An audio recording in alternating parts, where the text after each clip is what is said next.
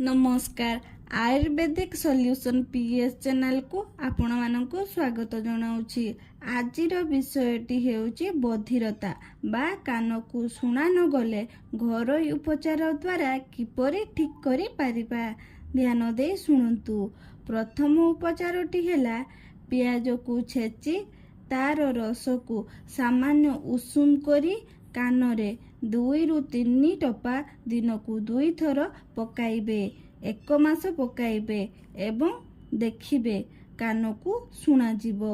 द्वितीय उपचारटी हैला समराज मंजी और तालमूलीर कंदा समभाग चूर्ण करी खाइबे और पियाज रस को मध्य कानरे पकाइबे। देखिबे बधिरता विनाश हेबो। एही भिडियोटी भल लागिथिले लाइक शेयर एवं सब्सक्राइब करने को भूलिबेनी। Thank you.